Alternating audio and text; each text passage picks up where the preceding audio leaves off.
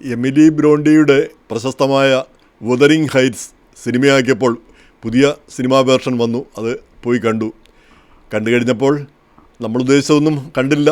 എനിക്കങ്ങ് നിരാശ തോന്നി. മലയാളത്തിൽ ബഷീറിൻ്റെ പ്രസിദ്ധമായ ബാല്യകാല സഖി അത് സിനിമയാക്കിയപ്പോൾ കണ്ട അതേ ഫീലിംഗ് തന്നെ. രണ്ടും പിന്നെ ആ പുസ്തകങ്ങളോട് നീതി ചെയ്തില്ല എന്നുള്ളൊരു തോന്നൽ. ഇപ്പം ബാല്യകാല സഖിയെപ്പറ്റി പറയുകയാണെങ്കിൽ നല്ല മഹാനടൻ മമ്മൂട്ടിയാണ് അതിൻ്റെ നായകൻ. അപ്പോൾ അദ്ദേഹത്തെ പോലെ ഒരാൾ പിന്നെ നായകനായി കിട്ടുമ്പോൾ ആ ചിത്രം വലിയ തോതിൽ മനോഹരമാകേണ്ടതാണ്. പ്രധാനപ്പെട്ട കാര്യം അത് വലിയൊരു പ്രണയകഥയാണ് ആ ബാല്യകാല സഖി. ആ പ്രണയകഥ, അതിലെ പ്രണയകഥ മാത്രമില്ല, ബാക്കി അന്നത്തെ രാഷ്ട്രീയ കാര്യങ്ങളും രാഷ്ട്രീയ സാഹചര്യങ്ങളും പിന്നെ സാമൂഹിക കാര്യങ്ങളും അതൊക്കെയാണ് ആ സിനിമയിൽ ചിത്രീകരിച്ചിരിക്കുന്നത്. അതുകൊണ്ട് ആർക്കും കാണേണ്ടതുമില്ല. സിനിമ പരാജയപ്പെട്ടു എന്നാണ് ഞാൻ കരുതുന്നത്. എന്തായാലും ആ പ്രണയകഥ ചിത്രീകരിച്ചിരുന്നെങ്കിൽ, അതിനെ മാത്രം ഫോക്കസ് ചെയ്തിരുന്നെങ്കിൽ എന്ത് മനോഹരമായിരുന്നേനെ അത് ആ സിനിമ. ഇപ്പം നമുക്കറിയാം ആ പുസ്തകം ചെറിയൊരു പുസ്തകമാണ്. അത് നമ്മളിങ്ങനെ വായിച്ച് ഒറ്റയിരിപ്പിന് വായിച്ചു പോകും. ബഷീറിൻ്റെ പല പുസ്തകങ്ങളും അതാണല്ലോ. അത് അദ്ദേഹം തന്നെ പറയുന്നുണ്ട്. അദ്ദേഹം പിന്നെ ഈ രണ്ടാം ലോക മഹായുദ്ധകാലത്തൊക്കെ അദ്ദേഹത്തിൻ്റെ പുസ്തകങ്ങളും കൊണ്ട് വീടുകളിൽ കയറി ഇറങ്ങും. ആ പുസ്തകം ആരെക്കൊണ്ടെങ്കിലും വാങ്ങിപ്പിച്ച് അത് കിട്ടുമ്പോൾ തന്നെ അവർ വായിച്ചു തീർക്കും. അപ്പോൾ ഇയാൾ കാത്തു നിൽക്കും കഥാകൃത്ത്, എന്നാൽ പിന്നെ അതിങ്ങനെ തിരിച്ചു തന്നേര്, ഞാൻ വേറൊരാൾക്ക് കൊടുത്തുകൊള്ളാം, നിങ്ങൾ വായിച്ചു കഴിഞ്ഞല്ലോ എന്ന് പറയുമായിരുന്നു എന്ന് അദ്ദേഹം തന്നെ എഴുതിയിട്ടുണ്ട്. അപ്പോൾ അത്ര പിന്നെ ചെറിയ പുസ്തകങ്ങൾ. അപ്പോൾ ഈ ബാല്യകാല സഖിയാണേലും ആവേശപൂർവ്വം വായിച്ചു വരുമ്പോൾ പെട്ടെന്നൊരു ചാപ്റ്റർ തുടങ്ങുന്നത് സുഹറ മരിച്ചു. വാസം പറഞ്ഞാൽ തലയ്ക്ക് ഒരു അടികിട്ട ഒരു ഫീലിംഗാണ് എനിക്ക് തോന്നിപ്പോയത്. നമ്മൾ വളരെ ആവേശത്തോടെ വായിച്ചു വരികയാണ് അവരുടെ പ്രണയകഥയെപ്പറ്റി. അപ്പോഴാണ് പറയുന്നത് പിന്നെ അതിലെ നായിക മരിച്ചു എന്നുള്ള വാർത്ത കേൾക്കുന്നത്. എത്രയോ സങ്കടകരമായ ഒരു കാര്യമാണ്. സങ്കടകരമായ ഒരു ഒരു പുസ്തകമായിട്ടാണ് അതെനിക്ക് തോന്നിയത്. എത്രയോ മനോഹരമായൊരു പുസ്തകം. പിന്നെ അതുപോലെ തന്നെ അതിലെ പ്രശസ്തമായ വാക്കുകൾ നമ്മളെല്ലാവരും ഓർക്കുന്നതാണ്. രണ്ട് നദികൾ, മുകളിൽ നിന്നുള്ള രണ്ട് അരുവികൾ ഒന്നിച്ചു കൂടുമ്പോൾ ഒരു വലിയ അരുവിയായി മാറുന്നു എന്ന്. അപ്പോഴാണ് അയാൾ പറയുന്നത് ഒന്നും കൂടിയാൽ ഇമ്മിണി വലിയ ഒന്ന്. അത് മലയാള ചരിത്രത്തിൽ തന്നെ, മലയാള സാഹിത്യത്തിലും ചരിത്രത്തിലും നമ്മുടെ ഫോക്ലോറിലുമൊക്കെ നിലനിൽക്കുന്ന ഒരു കാര്യമാണ്. അതുകൊണ്ടാണ് മുണ്ടശ്ശേരിയാണെന്നാണ് ഞാൻ വിചാരിക്കുന്നത് ആ പുസ്തകത്തിൻ്റെ അരികിൽ രക്തം പൊടിഞ്ഞിരിക്കുന്നു എന്ന് പറയുകയും ചെയ്തത്. പിന്നെ മുണ്ടശ്ശേരിയാണോ അതോ എന്നാണ് എൻ്റെ ഓർമ്മ.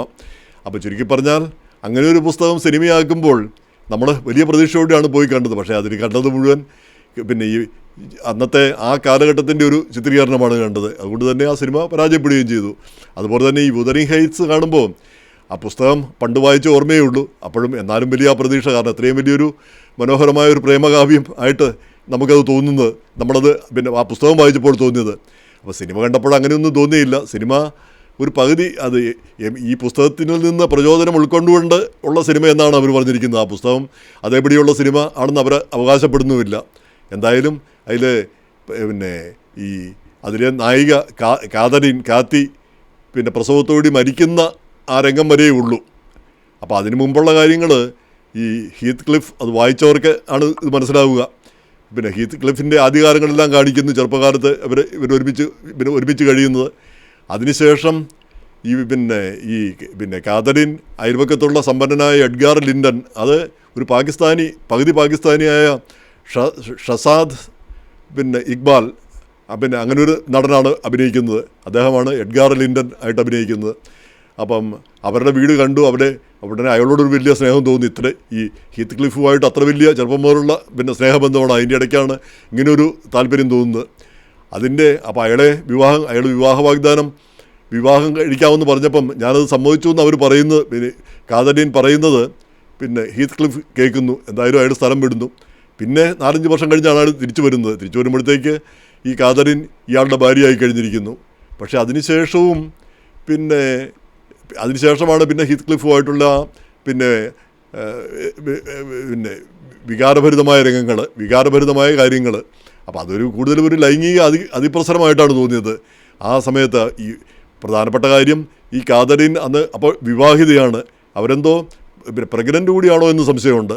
അപ്പോൾ അങ്ങനെയുള്ള ഒരു സാഹചര്യത്തിലാണ് ഇയാളുമായിട്ടുള്ള അമിതമായിട്ടുള്ളൊരു ലൈംഗിക പ്രകടനങ്ങൾ അതാണ് കാണുന്നത്.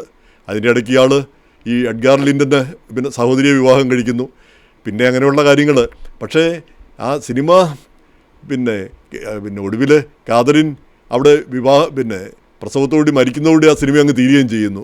പിന്നീടുള്ള ഹീത്ത് ക്ലിഫ് എന്ന് പറഞ്ഞ ആ ഒരു ദുഷ്ടകഥാപാത്രം, എന്നാൽ അതേസമയം തന്നെ ആ പ്രണയം തലയ്ക്ക് പിടിച്ച ഒരു വ്യക്തിയായിട്ട് അത് നമ്മൾ കാണുന്നില്ല. ഇപ്പം നമ്മൾ വായിക്കുന്ന പുസ്തകത്തിൽ ഈ രാത്രിയിൽ പിന്നെ കാതരീൻ മരിച്ച് വർഷങ്ങൾക്ക് ശേഷവും രാത്രിയിൽ അയാൾ ആ ശവകുടീരത്തിൽ പോയിരുന്ന് കരയുന്നത്, തിരിച്ചു വരൂ എന്നും പറഞ്ഞ് കരയുന്ന ആ രംഗമാണ് നമ്മുടെയൊക്കെ മനസ്സിലിരിക്കുന്നത്. പക്ഷേ അങ്ങനെയുള്ള രംഗങ്ങളോ അങ്ങനെയുള്ള കാര്യങ്ങളോ പിന്നെ കാണാൻ കഴിഞ്ഞില്ല. കൂടുതലും ഈ പിന്നെ ലൈംഗികമായ അതിപ്രസരം, ആവശ്യമില്ലാത്ത കാര്യങ്ങൾ പിന്നെ കൂടുതലായിട്ട് കാണിച്ചതുപോലെ തോന്നി. അതുപോലെ തന്നെ പിന്നെ കാതരീനാണെങ്കിലും വിവാഹിതയായിരിക്കെ ഇങ്ങനെയുള്ള കാര്യങ്ങൾക്ക് പോയി അതും പിന്നെ ആ പുസ്തകത്തിൽ അതെല്ലാം ന്യായീകരിക്കപ്പെട്ട കാര്യമാണ്. പക്ഷേ സിനിമയിൽ അത് അത്ര ന്യായീകരിക്കാൻ പറ്റുമോ എന്ന് തോന്നുകയും ചെയ്തു. പക്ഷേ നല്ല നടീനടന്മാർ ഈ പിന്നെ മാഗട്ട് റോബി നടി, അതുപോലെ തന്നെ ജേക്കബ് എലോർദി നടൻ. അപ്പോൾ ആ നടൻ ഓസ്ട്രേലിയക്കാരനാണ്, വെള്ളക്കാരനാണ്. അപ്പം പുസ്തകത്തിൽ ഈ ഹീത്ത് ക്ലിഫ് ഒരു കറുത്ത വർഗ്ഗക്കാരനും അല്ലെങ്കിൽ ഒരു കറമ്പൻ, കൂടുതലും സൗത്ത് ഏഷ്യൻ, അതായത് ഇന്ത്യയിൽ നിന്നൊക്കെ വന്നിരിക്കുന്ന ഒരാളാകാനുള്ള സാധ്യതയാണ് പുസ്തകത്തിലുള്ളത്. എന്ന് കരുതി ആ പുസ്തകത്തിൻ്റെ അതേപടിയല്ല സിനിമ കാണിച്ചിരിക്കുന്നത്. അവർക്ക് തീർച്ചയായിട്ടും വ്യാഖ്യാനിക്കാം, ഇഷ്ടമുള്ള പോലെ വ്യത്യാസപ്പെടുത്തുകയും വ്യാഖ്യാനിക്കുകയും ഒക്കെ ചെയ്യാമല്ലോ. എന്നാലും അതിനെ നമ്മൾ ആഗ്രഹിച്ച ഒരു അനുഭൂതി നമുക്ക് ലഭിച്ചില്ല എന്നുള്ളതാണ് എനിക്ക് ഏറ്റവും സങ്കടകരമായി തോന്നിയത്. എന്തായാലും ഇനിയിപ്പം വരാൻ പോകുന്നു റോമിയോ ആൻഡ് ജൂലിയറ്റ് പുതിയ സിനിമ വരാൻ പോകുന്നു, ഈ വർഷം തന്നെ വരാൻ പോകുന്നു. അപ്പോൾ ഇടയ്ക്കിടയ്ക്ക് ഇങ്ങനെയുള്ള ഈ ക്ലാസിക്കുകൾ, അപ്പോൾ ഈ സിനിമകളെല്ലാം മുമ്പ് ഇറങ്ങിയിട്ടുള്ളതാണ്, വലിയ ഗംഭീര ഗംഭീരമായിട്ട് ജനങ്ങൾ എല്ലാം കാണുകയും ചെയ്തിട്ടുള്ളതാണ്. പക്ഷേ ഓരോ തലമുറകളിലും ഇത് പുതിയതായിട്ട് പുതിയ ആളുകൾ പുതിയ നടീനടന്മാരെ വെച്ചുണ്ടാക്കുന്നു.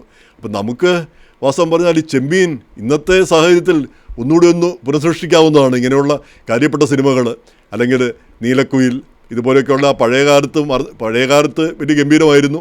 പക്ഷേ അത് പിന്നെ മറന്നുപോയി. ഇപ്പം നീലക്കുയിൽ 57-ലോ 58-ലോ ഇറങ്ങിയതാണ്, അല്ലെ ഓടയിൽ നിന്ന് ആ കാലത്ത് ഇറങ്ങിയതാണ്. അപ്പോൾ അതൊക്കെ അന്നും ഇന്നും ക്ലാസിക്ക് തന്നെ. പക്ഷേ ഇന്ന് വീണ്ടും നമുക്കത് എടുക്കാവുന്നതേ ഉള്ളൂ. പുതിയ തലമുറയും പുതിയ ആക്ടേഴ്സും പുതിയ കാര്യങ്ങൾ. അപ്പോൾ ആ പഴയ പുസ്തകങ്ങൾ, പഴയ സിനിമകൾ ആ പഴയതായിട്ട് തന്നെ നിലനിൽക്കേണ്ടതില്ല എന്നെനിക്ക് തോന്നുന്നു.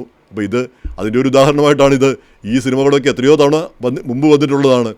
ഈ ഹീത്ത് ക്ലിഫും ലോറൻസ് ഒലീവിയറൊക്കെ കാര്യമായിട്ട് അഭിനയിച്ചിട്ടുള്ള സിനിമകളൊക്കെയാണ്. അതൊക്കെയാണ് വീണ്ടും വരുന്ന പുതിയ ആക്ടേഴ്സ് വരുന്നു, പുതിയ തലമുറയ്ക്ക് ആവശ്യമായ രീതിയിൽ അവർ കാണുന്നു. അപ്പോൾ ആ വ്യത്യാസം നമുക്ക് വ്യക്തമാവുകയും ചെയ്യുന്നു.